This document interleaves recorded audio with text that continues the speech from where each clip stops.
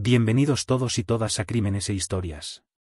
Hoy tenemos el caso de Enriqueta Martí Ripollés, más conocida como la vampiresa de Barcelona. Un caso que conmovió la Barcelona de principios del siglo XX y hoy en día sigue habiendo dudas de todo lo que rodeaba este caso y sigue poniendo los pelos de punta. Agradecemos una suscripción que nos ayude a crear más contenido, y si la historia te gusta os animamos a darle un like. Os dejamos con la narración y esperamos que la disfrutéis.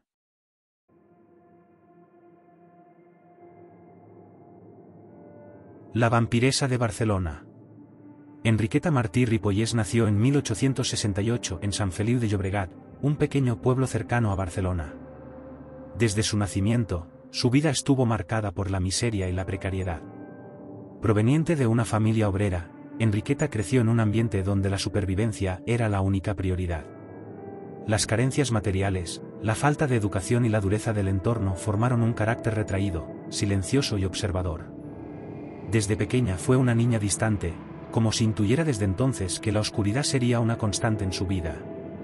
Esta primera etapa de aislamiento y abandono probablemente marcó su desarrollo psicológico, sembrando las primeras semillas de su desvinculación emocional y su posterior desensibilización ante el sufrimiento ajeno. En su adolescencia, se trasladó a Barcelona, una ciudad en plena transformación industrial.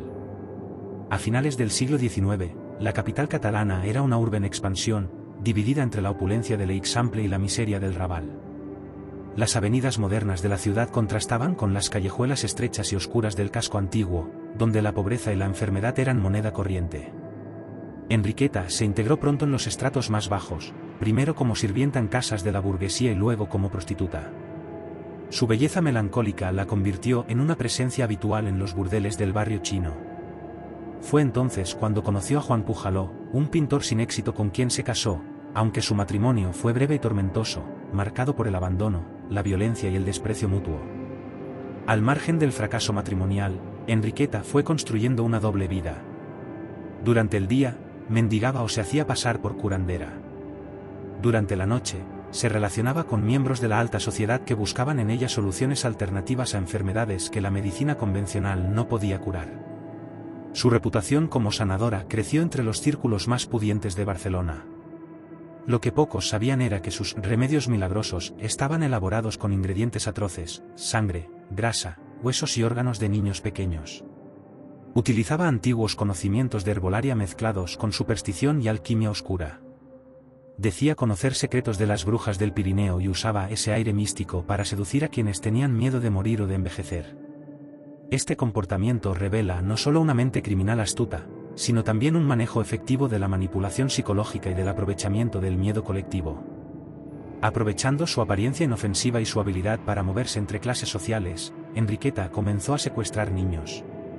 Algunos eran hijos de prostitutas o mendigos, otros eran robados directamente de las calles. Se disfrazaba para pasar desapercibida, unas veces de monja, otras de mujer acomodada. Los retenía en habitaciones precarias donde eran maltratados, asesinados, y en muchos casos, utilizados como materia prima para la elaboración de ungüentos, pomadas y pócimas. También se sospecha que algunos de estos niños eran ofrecidos como esclavos sexuales a clientes poderosos.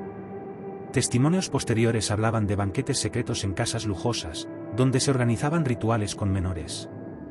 Desde una perspectiva criminal, estos actos revelan un patrón de comportamiento psicopático y depredador, en el cual la víctima es completamente deshumanizada y reducida a un medio para un fin.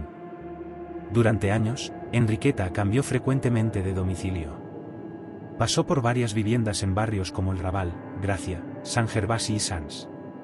En cada lugar repetía el patrón: cautivar, secuestrar, asesinar, desaparecer.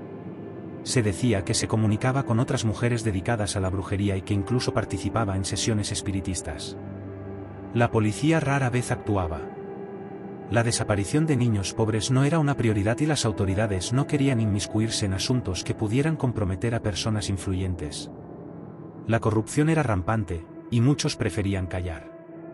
Este contexto de negligencia institucional permitió a Enriqueta operar con una libertad insólita, lo que refuerza la hipótesis de que contaba con cierta protección o, al menos, con una red de silencio y omisión a su alrededor. Todo cambió el 10 de febrero de 1912, cuando Teresa Guitart Congost, una niña de 5 años, desapareció mientras jugaba cerca de su casa. La madre, desesperada, movilizó a la comunidad. A diferencia de otros casos, la desaparición fue difundida por la prensa. La presión pública obligó a la policía a actuar. Poco después, una vecina llamada Claudina Elías alertó a un guardia urbano de que en el domicilio de Enriqueta Martí, en la calle Ponent, hoy Joaquín Costa, vivía una mujer extraña con una niña que no parecía ser su hija. La denuncia de Claudina fue una muestra de valor civil que rompió el cerco del silencio que envolvía a Enriqueta. El 27 de febrero de 1912, la policía irrumpió en la vivienda. Allí encontraron a Teresa viva, junto con otra niña llamada Angelita. Ambas estaban desnutridas, sucias y visiblemente traumatizadas. El registro de la casa reveló el horror: frascos con sangre coagulada, grasas humanas, huesos infantiles, libros con fórmulas alquímicas, ropa de niños, cuchillos ensangrentados y documentos con nombres codificados. Había restos humanos escondidos en falsos tabiques y en botes etiquetados con precisión. Algunos manuscritos detallaban los rituales usados y los tipos de dolencias que supuestamente se podían curar con cada parte del cuerpo infantil. Desde la criminología forense, esta escena del crimen sugiere una planificación meticulosa, una conducta ritualizada y una lógica interna que solo puede entenderse desde el análisis de la mente criminal profundamente desestructurada. La detención de Enriqueta conmocionó a la ciudad. La prensa la bautizó como la vampiresa de Barcelona. Las redacciones se disputaban cada nuevo dato, y el caso ocupó portadas durante semanas. Durante los interrogatorios, Enriqueta se mostró evasiva, a veces negando los hechos, a veces justificando sus actos como parte de su labor como curandera. En ocasiones parecía disociada, hablando sola o balbuceando frases sin sentido. Algunos llegaron a sugerir que padecía un trastorno mental grave, pero otros sostenían que era una mente fría y calculadora. Los informes psicológicos de la época fueron contradictorios, y aún hoy existe debate sobre si Enriqueta sufría una psicosis severa o si era plenamente consciente de sus actos. La falta de una evaluación psiquiátrica rigurosa impide llegar a una conclusión certera, pero el patrón de sus crímenes se asemeja más a una conducta organizada y estratégica que a un brote psicótico.